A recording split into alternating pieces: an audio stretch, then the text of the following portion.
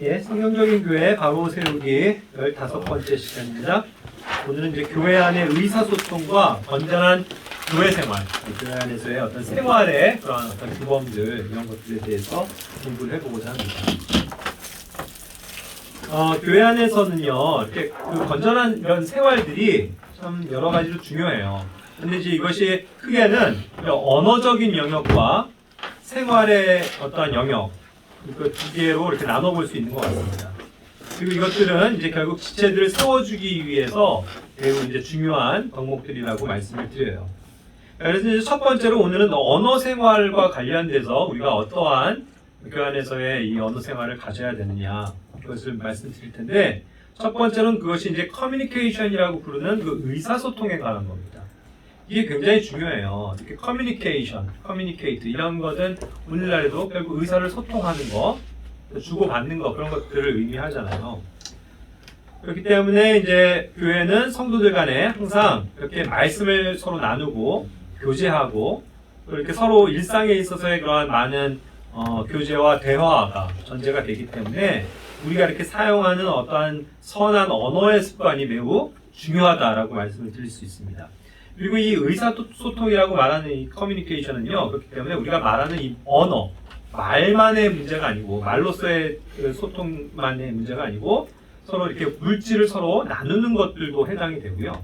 또 어떠한 느낌이나 정서 등에서도 이렇게 교감하는 것들 있잖아요. 그런 것들도 다 커뮤니케이션이라고 부르는 것들입니다. 다 포함한다는 거죠. 그러니까 결국 서로를 이해하고 사랑하는 그런 모든 행위에 의한 그런 어떤 소통이라고 우리가 이해를 하고 있으면 돼요. 그런데 이제 이것이 가장 중요한 게 이제 말씀 안에서의 소통이 중요한 거거든요. 결국 우리는 이제 항상 하나님의 말씀을 중심으로 교제합니다. 대화해야 돼요. 그래서 이 말씀에 대한 이해가 있어야 되고, 그것에 대한 정확한 공감이 되어야 되고, 그런 면에서도 그러한 것을 주제로 해서 의견의 조화가 필요한 거겠죠. 그래서 갈라디아서 6장 6절에 이 커뮤니케이트라는 단어가 나옵니다. 말씀 안에서 가르침을 받는 자는 가르치는 자와 함께 모든 좋은 것을 나누시니라 그랬죠. 그래서 이제 결국 말씀을 저처럼 가르치는 사람이 있고 또 그것을 듣고 배우는 사람도 있습니다. 그렇죠? 그리고 꼭 이런 관계만이 문제가 아니고 우리가 서로가 서로에게 좋은 영향을 끼치고 가르칠 수 있어야 되잖아요. 그렇죠? 말씀 안에서. 그리고 서로 이런 말씀을 중심으로 배울 수 있어야 됩니다. 자, 그랬을 때 이것이 이제 말씀 안에서 되어지는 일들 가운데서 이 커뮤니케이션은 역시 이런 면에서도 의사의 정확한 소통이 필요한 것을 이야기할 수 있다는 겁니다. 이 단어가. 그렇죠? 그런데 여기에서 이제 번역은 모든 것을 좋은 것을 나눈다라는 표현은 뭐냐면 말씀을 가르친 자와 가르침을 받는 자들 간에 서로 모든 것을 이렇게 나누는 거가 되는 거거든요. 그런데 여기서도 특히 이제 가르침을 받는 자가 가르치는 자와 함께 모든 좋은 것을 나눈다 하니까 어떻게 어감이 들려요?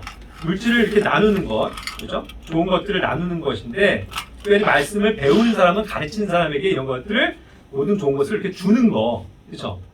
그런 것으로서 이렇게 올바른 소통을 해야 된다라는 개념으로 받아들여진다는 거죠.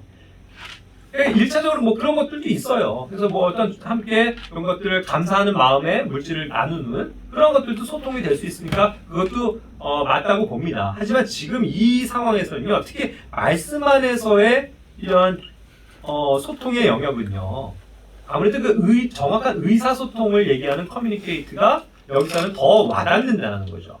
이해되시죠? 그래서 이제 여기에서 이제 번역을 고인역 성경 같은 데서 그래서 서로 이제 의사소통을 하는 것에서 이제 번역을 한 이유가 거기에 있습니다. 그런 두 가지 의미가 있어요. 그런데 어쨌든 중요한 건 오늘 그 커뮤니케이트라고 하는 것을 함께 소통하면서 나누는 것을 전제로 하니까 그 점에 있어서 형제자매들도 분명하게 이런 것들이 형성이 돼야 되죠.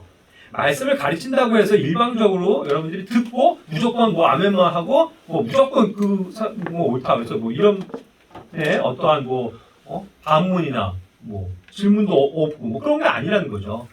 이건 나는 이렇게 그런데 저분은 저렇게 말씀하시네 하고서 어떻게 돼야 되는 거예요? 확인하고 물어보고 소통하면서 그러한 정확한 뜻을 이해하는 것들이 필요하겠죠. 그리고 말씀을 가르친다는 측면에서는요, 항상 뭐 이렇게 어떠한 주님 안에서의 말씀 안에서의 충고, 권면 이런 것들도 될 수 있다고요. 조언 이런 것들 될 수 있죠. 근데 그게 자기가 생각하는 거랑은 달라요. 그랬을 때 어떻게 해야 돼요? 아니, 우선 나보다 나이 많은 분이 이렇게 얘기하셨으니까 그냥 무조건 그냥 듣고 말아야지. 이게 아니고요. 이해가 안 되는 게 있으면 실제로 물어보고 소통을 해야 된다는 뜻이에요. 그래서 항상 일방적인 주입식 교육은 있을 수가 없는 거예요. 성경적으로, 교회 안에서도. 그렇죠? 일반 세상에서도 주입식 교육은 안 좋다고 얘기하잖아요. 뭔가 쌍방 간에 소통이 돼야 얘가 정말 이걸 알고 있는지 모르고 있는지, 이해했는지, 질문이 뭔지 이런 걸 알고서 잘 그것들을 교류를 해야 더 많이 성장하겠죠. 그런 원리가 다 똑같은 겁니다. 그러니까 우리는 항상 이런 면에서 서로 의사소통에 있어서 뭐 가르치는 자와 가르침을 받는 자 뭐 그런 걸 다 통틀어서 이런 것들이 되어줘야 된다는 것을 말씀을 드리는 거예요. 그 다음에 이제 또 두 번째 영역은 성도 간에 이제 대화할 때 악한 어떠한 그러한 대화, 소통들 그런 면에서의 이 커뮤니케이션이 주의를 해야 된다는 거죠. 고린도전서 15장 33절에서도 악한 사귐은 선한 습성을 부패시킨다고 그랬거든요. 근데 여기에서도 이제 악한 사귐이라고 한 게 이블 커뮤니케이션이거든요. 그죠? 그러니까 결국 이런 악한 어떠한 대화나 말들, 어떠한 뭐 그렇게 전해지고 이야기가 오고 가는 그런 것들도 다 포함된다는 거예요. 그런 것이 악한 것이 되다 보면 선한 습성을 부패시킨다. 그러니까 교회 안에서도 이런 안 좋은 것들이 교회 안에 있게 되고 그런 것이 막 이렇게 교류가 되고 하면 어떻다는 거예요? 우리 교회 안에 있는 선한 습성들이 부패하기 쉽기 때문에 우리가 이런 걸 조심하라는 뜻인 거죠. 그래서 에베소서 4장 29절에서도 부패한 대화는 결코 너희 입 밖으로 내지 말라 했잖아요. 거기서도 부패한 대화가 이제 corrupt communication이거든요. 그런 걸 주의해야 된다는 거죠. 그래서 이것도 뭐 결국은 이런 언어적인 영역에서의 얘기라는 게 당연히 이렇게 이해가 되잖아요. 그러면서 우리가 입 밖으로 그런 어떤 불필요한 대화, 또 부패한 대화, 무익하고 굉장히 소용없고 쓸데없는 그런 걸 가지고 함으로써 서로의 이제 은혜를 끼치지 못하는, 여기서 은혜를 끼치는 말을 하라고 그랬는데 오히려 은혜를 깨뜨리고 기분 나쁘게 만들고 마음이 상하게 되고, 그죠? 막 쓸데없는 농담해갖고 막 분위기만 썰렁하게 되고 이런 게 아니어야 된다는 걸 얘기를 하겠죠. 주의해야 됩니다. 그리고 골로새서 3장 8절에서도 분노와 진노와 악의와 신성모독과 너희 입에서 나오는 더러운 대화다라고 했는데 역시 이것도 커뮤니케이션이에요. 우리 입에서는 참 많이 더러운 것들이 나옵니다. 솔직히. 그죠? 우리가 말에 있어서 실수하기가 쉬워요. 그러면서 이 말에 섞여 있는 어떤 감정과 뉘앙스 있죠. 내가 이 사람을 대놓고 저격하진 않지만 조금 이렇게 돌려서라도 기분 나쁘게 얘기할 수 있죠. 저 사람을 의도해갖고 안 좋게 얘기하려는 것들이 나올 수 있단 말이죠. 그런 것들이 사실 분노를 일으키고 진노를 일으켜요. 그리고 악의를 가지고 있는 것들은 드러나게 되잖아요. 그렇죠? 그러면서 뭔가 막 화난 가운데서 막 격양돼서 얘기한다든가 하면 평화를 깨트리게 될 거예요. 그러니까 이런 면에서도 모든 영역에 있어서 우리가 이러한 대화가 되지 않도록 항상 주의해야 된다. 그래서 이제 이런 것들을 성경에서는 커뮤니케이션이라는 그런 단어로 보여주고 있는 겁니다. 자, 그리고 이제 단순 명료한 대화가 중요하다라고 말씀을 드릴 수 있어요. 마태복음 5장 37절에서는 우리 대화 가운데 yes면 yes, no면 no, 예면 예, 아니오면 아니오. 그게 중요하다라는 거죠. 그게 아니면 이게 악에서 나올 수도 있다라고 얘기를 하는 거죠. 그런 것 같아요. 정말 우리는 명확하게 대답하고 아니면 아니라고 얘기하는 게 중요하죠. 자, 뭐 이렇게 해서 다 같이 뭐 하면서 자, 우리가 이렇게 합시다 그랬을 때 다들 네 그랬어요. 그래갖고 나중에 그 일을 실제로 하는데 나중에 가서 하기 싫은 거 한다고 예를 들어서 그렇게 된 일도 있어요. 그럼 그건 뭐예요? 그럼 차라리 그때 그렇게 얘기할 때 아니요라고 얘기를 하지. 그렇죠? 그러면 문제가 없는데 아니요라고 자기는 혹 마음에 생각하고 있었어도 그걸 예라고 대답해버린 이상은 그건 책임을 져야 되는 문제거든요. 그렇죠? 그리고 저는 남들이 네 할 때 저는 얘기 안 했는데요. 이렇게 얘기해서도 안 돼요. 그렇죠? 아니면 저는 그렇지만 그것이 아닙니다. 뭐 말하자면 반대입니다. 이렇게 얘기를 해야 소통이 되는 거 아니에요. 그렇죠? 그렇기 때문에 이제 이런 면에서도 우리가 항상 예면 예, 아니면 아니요를 좀 정확하게 해야 될 필요가 있죠. 두루뭉실한 거 이런 거 좋은 거 아닙니다. 또 우리나라는 좀 그런 걸 좀 미덕으로 삼잖아요. 그냥 대충 이렇게 눈치 보다가 남들이 좀 그런 거 같으면 그냥 그래 그냥 따라가야지. 이런 거 결국 미덕이 아니에요. 자기가 뭔가 뻔식하고 이게 아닌 것 같은데 하면 말씀을 하셔야 돼요. 그렇죠? 그래야 소통이 되는 거라는 거예요.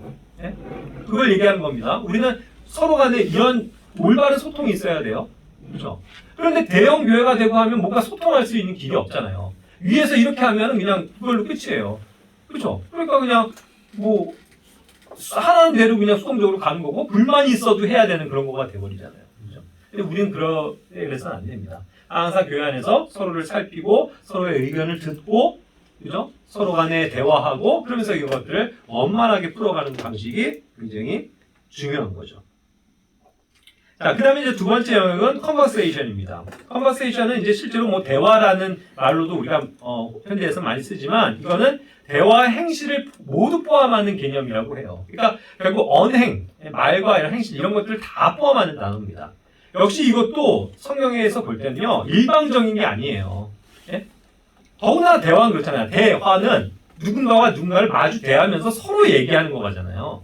그렇죠? 그러니까 쌍방의 영역이라는 거죠. 자, 그런데 이제 이러한 모든 언행이 교회 바깥에서의 언행과 교회 안에서의 언행이 항상 일치돼야 된다는 거죠. 그것이 표리부정하게 혹은 다르게 나타나면 안 된다는 거예요. 고린도후서 1장 12절에서도 이제 그런 것들을 얘기하고 있는데 우리가 세상에서 생활할 때 단순함을 가지고 살아라. 그리고 하나님께 속한 진실함으로 살아라. 그거죠.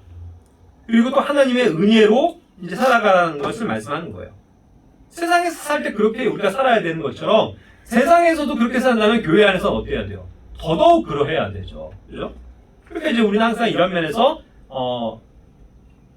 정확하게 이러한 삶의 원리를 가지고 있어야만 합니다.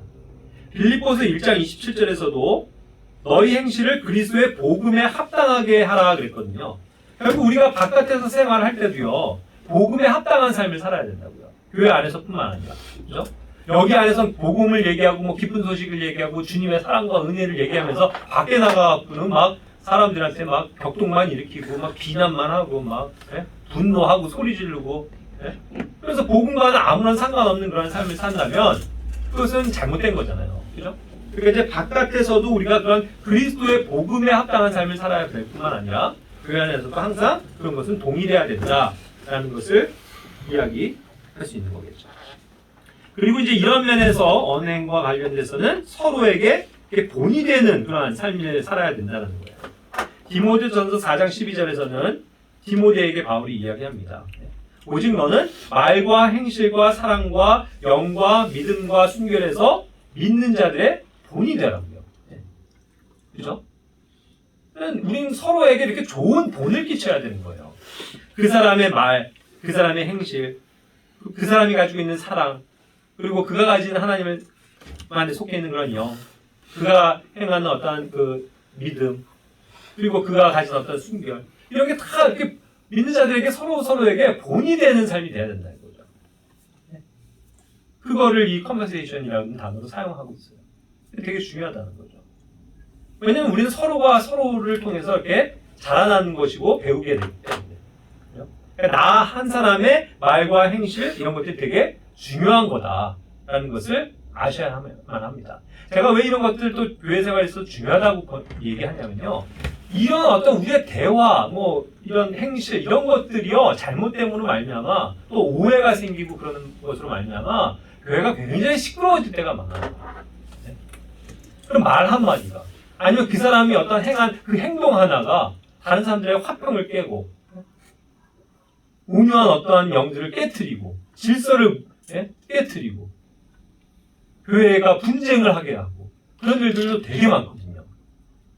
그렇기 때문에 우리가 이런 면에서도 항상 이런 모든 우리의 행실, 언어 이런 것들이 다 본이 되는 그런 삶이 되어야 된다는 것을 말씀을 드리는 겁니다. 그리고 야고보서 3장 13절에서도 그는 지혜의 온유함으로 선한 생활에서 나오는 자신의 행위를 보일지니라 그랬잖아요. 역시도 선한 생활이라고 표현했어요. 우리의 어떤 선한 행실들, 생활들 이런 것들이 자신의 믿음의 믿음을 행위로서 보이는 것들이 되는 거잖아요. 그러니까 야고보서 항상 그거잖아요. 믿음과 행위에 있어서 믿음이 있다고 하면 그 행위가 당연히 입증이 돼야 된다는 거잖아요. 말만이 아니고. 그렇듯이 우리가 정말 이런 면에서 지혜롭고 또 온유하고 또 주님을 높여드리는 그러한 삶의 모습이 된다면 그러한 것이 이 자신의 행위로 나타나지고 보여져야 될 것이라는 거죠. 그러니까 우리가 그런 면에서도 굉장히 주의가 필요합니다. 왜냐하면 나 자신의 하나의 돌출된 행동, 잘못된 것으로 인해서 많은 사람들을 근심하게 만들고 슬프게 만들고 어렵게 만들 수 있는 것이 교회 생활의 어려움이기 때문이에요. 그렇죠? 그래서 우리는 항상 조심해야 되는 겁니다. 자, 그리고 이제 성도에게 명령하신 거룩한 행실이라고도 표현했어요. 그렇죠? 베드로전서 1장 15절에서도 오직 너희를 부르신 분께서 거룩하신 것 같이 너희도 온갖 종류의 행실에서 거룩할지니라. 기록된 바 내가 거룩하니 너희도 거룩하라 하셨느니라.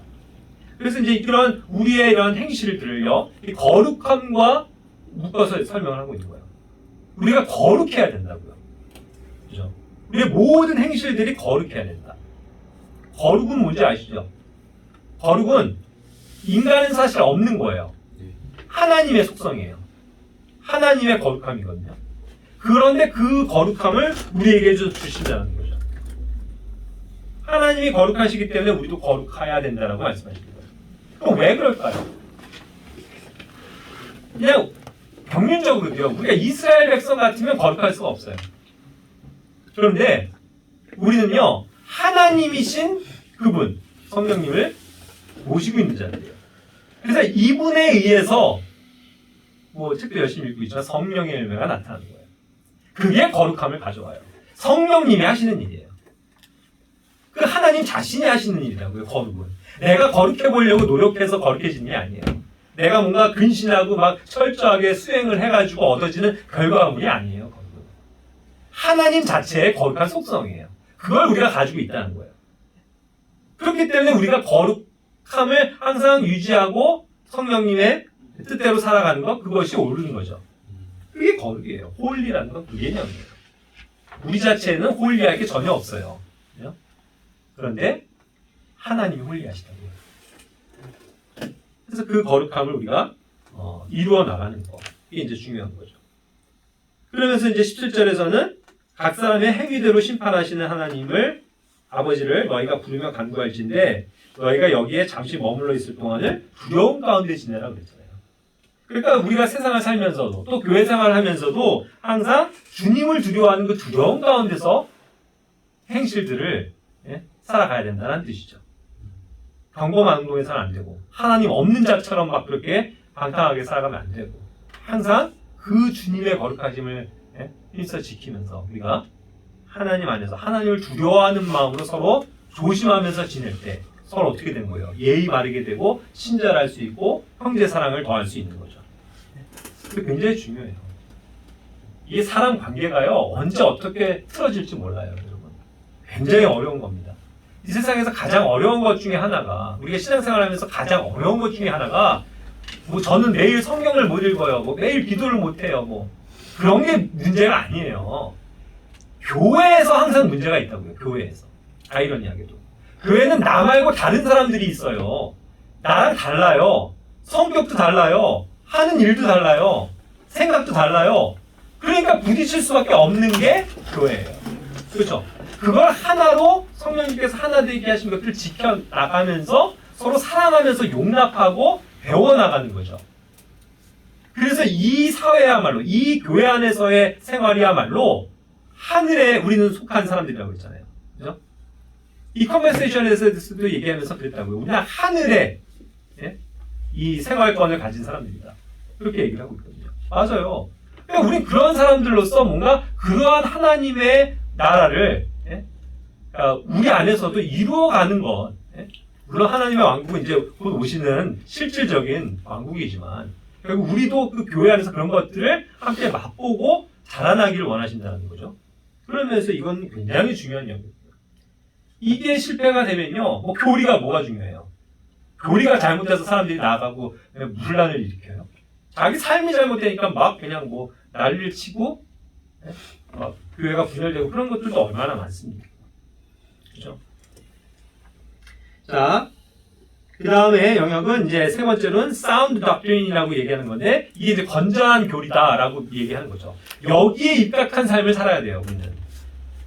그런데 이 사운드 doctrine은 그러니까 건전한 교리라고 얘기하는 건데 반드시 뭐에서 와요? 성경에서 와요. 그러니까 우리는 진리를 알아야 된다고요. 예? 진리로부터 오는 성경 말씀의 정확한 교리.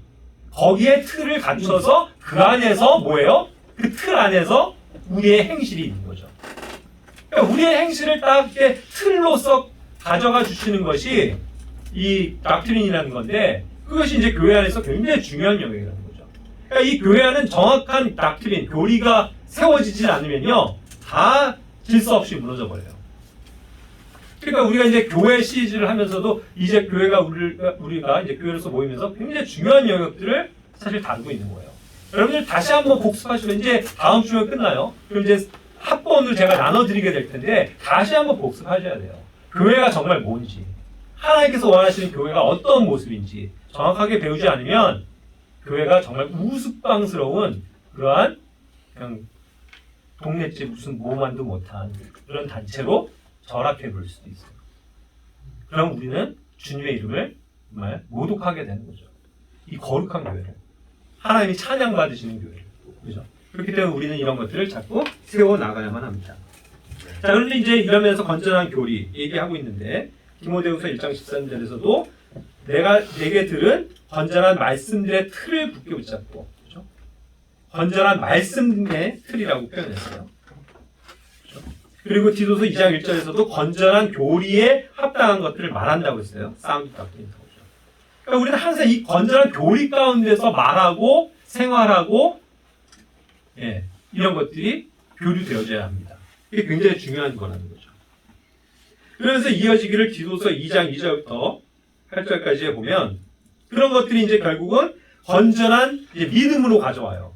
우리의 믿음 안에서의 어떤 건전함들도 이제 우리의 삶에서 나타나야 된다는 거죠. 그래서 이제 그런 교리가 부패하지 않는 거 이런 것들이 이제 나오는 거죠. 결국 이 점에서는 항상 우리가 교리가 일치해야 된다는 게 여기에 중요성이 있는 거예요. 우리가 교리가 다르면요, 결국 삐걱삐걱대고 또 거기서 분열이 와요. 그러니까 우리는 항상 이 교리를 정확하게 배우고, 아멘. 특히 예면 예, 아니면 아니요가 정확해야 되죠. 그것이 달라지면요, 이게 교회 안 문제를 가지고 오고, 나는 그렇게 생각하지 않는다 하면서 나중에 큰 분란이 될 수 있기 때문에 항상 그런 것들을 유념해야 합니다. 2장 8절에서는 그래서 이제 이런 것들을 비난받을 수 없는 건전한 말을 해라. 말하는 거. 사운드 스피치라고 했거든요. 그러니까 이제 우리가 이렇게 대화하고 말하는 거에 있어서도 그런 건전한 교리를 중심으로 해서 우리가 말할 때에 가장 그것이 이제 안전한 대화 생활이 되는 거라는 거죠. 그렇기 때문에 이제 디도서 2장 10절에서도 뭐라고 그랬어요? 그런 것들이 결국은 우리 구원자의 교리를 빛내게 하려 합니다. 우리가 이렇게 건전한 교리에 입각해서 건전한 삶을 살 때 우리가 드디어 우리 주님, 구원자의 교리를 빛나게 해주는 존재가 된다는 거예요. 그렇죠? 그런데 반대로 우리가 그 주님의 그 교리를 어둡게 만들고 초라하게 만들고 유치하게 만드는 그런 사람들이 되어서는 안 된다는 것을 말씀드리는 겁니다. 자, 마지막 네 번째 항목은 그 밖에도 이제 건전하고 합당한 여러 가지 교회 생활의 예들이에요. 자, 특별히 이제 골로새서 3장 11절에 보면요, 교회 안에는요, 사실 복음 안에서는 뭐 그리스인이나 유대인이나 할례자나 무할례자나 뭐 여러 가지 뭐 자유자나 매인자나 뭐 이런 차별이 없어요. 그렇죠? 우리 다 주님 안에서 하나가 된 거예요. 그리고 이제 야고보서 2장 4절에서도 하는 것처럼 뭐 부자건 가난한 자건 어떠한 차별도 우리 안에 있을 수 없다는 거죠. 그래서 그런 걸 가지고 차별하고 다르게 생각하면서 차이를 두면서 뭔가 판단하게 되면 이게 교회 안에 문제가 되는 거거든요. 야고보서 3장 17절에서도 그렇기 때문에 뭐예요? 차별이 없고 위선이 없어야 된다는 걸 가르치는 거죠. 누군가 이렇게 차별하고 이 사람은 이 사람과 다르다. 뭔가 차이점을 만들어내고 누구는 높임을 받고 누구는 뭐 하능하고 이런 식으로 자꾸 교회 안에 차별이 생긴다거나 하는 건 안 된다는 거죠. 그렇죠? 그게 오히려 차별 금지예요. 성경에서 얘기하는 교회 안에 차별이 없어야 된다는 거죠. 그렇죠? 자, 그 다음에는 이제 선한 습성들을 힘쓰라라고 말씀하고 계십니다. 여기 이제 선한 습성들이라는 건 제가 제목으로 그냥 붙인 겁니다. 자, 골로새서 3장 12절부터 16절까지의 말씀을 들어보면 결국 우리가 어떠한 것들이 이제 선한 습성에서 나오는 말과 행실들인지에 대해서 볼 수 있기 때문에 제가 말씀을 드리는 거예요. 여기 줄친 부분을 쭉 보면요. 우리가 항상 긍휼히 여기는 심정을 가져야 돼요. 다른 사람들을 불쌍히 여길 수 있는 마음을 가져야 된다는 뜻입니다. 그렇죠? 그게 교회 안에서도 굉장히 중요한 거예요. 우리가 소통하면서도. 남을 불쌍히 여기는 마음이 없이는요. 우리는 교만해질 수 있고 다른 사람들을 쉽게 정죄만 할 수 있거든요. 그렇기 때문에 항상 불쌍히 여기는 마음. 그걸 하나님이 우리에게 주셨잖아요. 하나님이 우리에게 긍휼을 베풀어 주셨잖아요.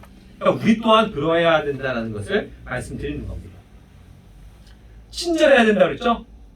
신자님들 서로에게 친절하십니까? 네? 항상 웃으면서 대하고 친절하게 하고 계세요? 아니면 그냥 인상이 찌그러져가지고 저 사람 보면 짜증난 그걸 막 보면서 그냥 불친절하게 얘기하고 퉁명스럽게 얘기하고 툭 던져버리는 겁니다. 안 돼요. 항상 우리 친절해야 된다고. 그리고 이제 겸손하라고 그랬잖아요. 겸손한 생각. 자기보다 항상 남을 낮게 여기고, 네 형제님, 자매님, 맞습니다. 항상 겸손한 마음이 교회 안에 필요하다는 거죠. 구출되지 말고. 그냥 항상 온유함, 항상 온유하게 대하고, 그죠? 부드럽게 대하고, 그런 것들이 되게 중요하다는 거죠. 그리고 또 오래 참아야 된다는 거죠. 서로가 서로의 또 우리에게 단점이 있어요, 솔직히.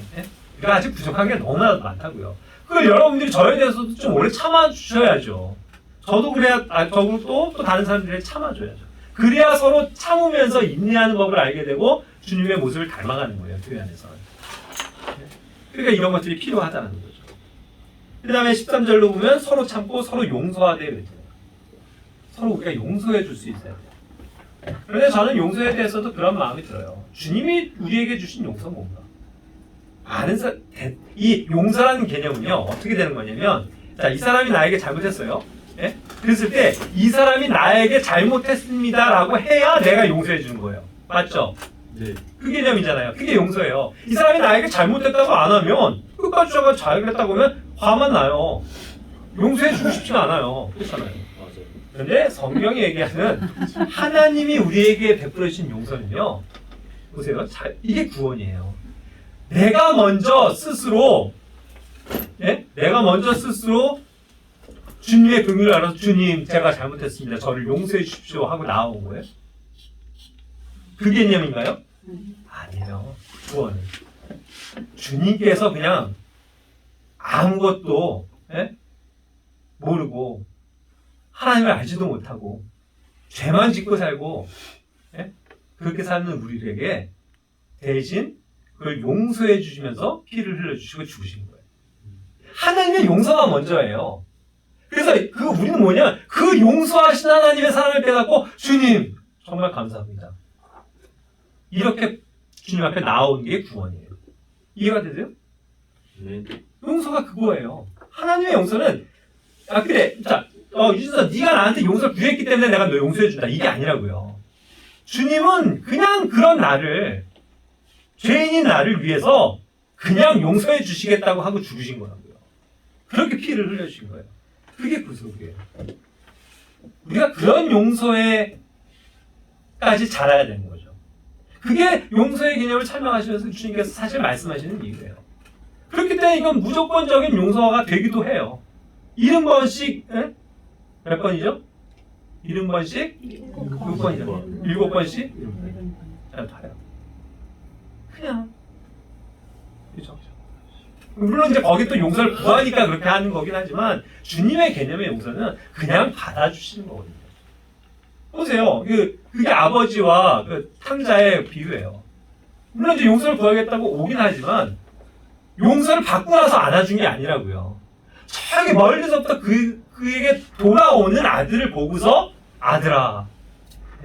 이미 그는 아버지는 아들을 용서한 거예요. 그런 용서까지도 우리가 배우는 게 교회 생활이에요. 그렇지 않습니까?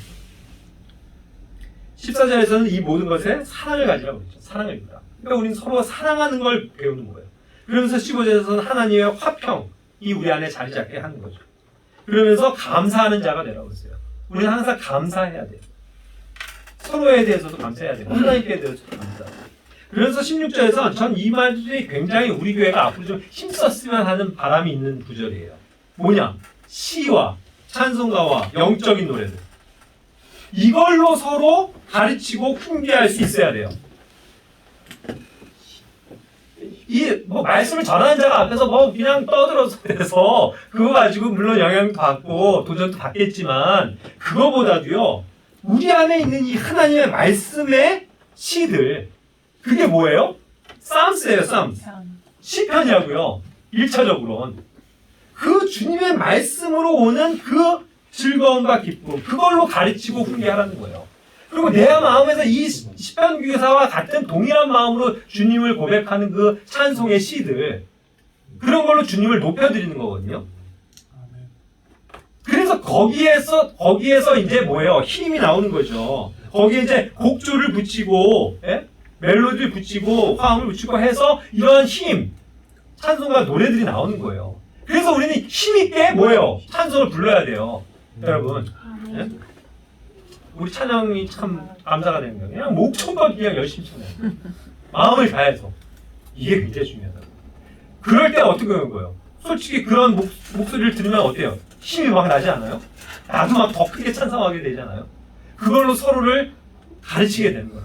그리고 거기에 나와 있는 영적인 노래들의 가사들. 그래서 영적인 노래들이라고요. 여러분들이 가요를 듣고서 감동을 받는 거, 이거는 될 것도 아니에요. 진짜 감동은, 우리를 살리는 그런 영적인 생명력, 힘은 이 찬송가에 있다고요. 찬송들에 있어요. 영적인 노래들에 있어요. 정말 그 영적인 노래들의 그런 가사들 생각하면서 나를 살리신 주님, 그죠? 갈보리 십자가, 그거 한 구절에도 막 우리는 눈물이 쏟아지는 거 아니에요. 사실 어떤 때는. 그게 왜 그래요? 그게 영적인 노래의 파워예요. 그래서 우리는 정말 이런 것들로 살아있는 교회가 되길 원해요. 한껏 정말 하나님을 찬양하고 하나님 높임을 받으소서. 그래서 내 안에 있는 이 찬양에 대한 그 노래들을 끄집어내야 된다는 거예요. 내가 하는 그런 시들도 노래하고 발표하고 그러면서 하나님을 높여드리고, 그렇게 영적인 그런 가사들을 가지고 기도하고 감사를 드리고, 그런 노래들을 자꾸 우리가 함께 부르면서 힘을 얻는 거. 그게 서로가 서로를 가르치는 데 있어서, 그런 올바른 그리로의 말씀으로 훈계하는 데 있어서 아주 효과적이라는 거죠. 그래서 이건 안에 음악적인 것과도 관련이 되잖아요. 음악과 문학, 그죠? 우리는 굉장히, 그래서 크리스찬들은요, 이런 면에서 예술가들이 돼야 돼요. 자기의 음악을 잘 표현할 수 있는, 감정이 실리고, 자기의 정말 생각을 다해서 글들이 나오고, 그런 것들이 필요하다니까요. 참 감사한 거, 그래도 우리 형제자매들이 요즘에 막 아멘하고 막, 그래서 뜨겁게 함께 손들을 들고 찬양하고 막 눈을 감고 그 가사를 묵상하고 그런 것들을 보잖아요. 네? 그게 가식이 아니잖아요. 굉장히 뭐예요? 영적이라는 거예요. 영적. 그게 되는 사람이 영적인 거예요. 그렇죠? 그건 단순히 성격의 문제가 아니에요. 저는 성격이 소심해서 저는 손 들고 찬양 못해요. 이걸까요, 과연? 하나님은 그게 아니에요. 하나님이 내 안에 역사하시면, 성령님이 뭔가 내 안에 정말 감동을 주시면 나오게 되거든요. 다 스치게 되거든요. 깊은 찬양을 하면서. 그렇지 않아요? 우리를 구원하신 주님 할렐루야 할렐루야 하면 얼마나 기쁘냐고요. 그렇게 돼야 되는 거죠. 그래서 이제 그런 면에서도 이제 우리가 은혜로서 항상 함께하는 그런 영역들. 그래서 그것이 이제 히브리서 13장 15절에서도 찬양의 희생을 우리 교회는 항상 드리는 자들이다라는 거고, 감사를 드리는 우리 입술의 열매, 항상 감사, give thanks, 항상 감사하다라는 것들을 하나님 앞에 달고 사는 사람들이 돼요. 또 서로에 대해서도 마찬가지고, 16절에서도 선을 행하는 것과 나누어 주는 것을 잊지 말라고 했거든요. 역시 여기서 또 커뮤니케이트가 이제 그렇기 때문에 물질을 함께 나누는 것도 역시 또 포함되는 개념이라는 거죠. 그리고 17절로 가면 다스리는 자들에게 순종하고 복종하는 그러한 겸손한 태도들도 중요하다는 거고, 그리고 서로를 위해서 뭐예요? 18절에 기도하는 것, 모든 일에서 정직하게 살아가는 것, 선한 양심을 가지고 살아가는 것, 이런 것들이 우리가 이제 선한 그리스도인들로서 선한 습성이고 또 교회 안에서 함께 항상 예, 유지하고 또 힘써 지켜 나가야 될 그러한 삶의 영역들이다 라고 말씀을 드리는 겁니다. 예, 그래서 우리가 항상 이렇게 친근하고 예, 서로 사랑스러운 그런 존재들로서 교회가 예, 웃으면서 기쁘게 항상 성장을 해나가길 바라요. 언젠간 또 뭐 우리 안에도 뭐 어려움이 있을 수도 있겠죠. 하지만 항상 이것이 우리가 정말 충만하다면 우리는 어떠한 교회보다도 더 하나님을 기쁘시게 하는 그런 교회가 될 줄을 믿습니다. 힘씁시다. 예, 기도하고 마칠게요.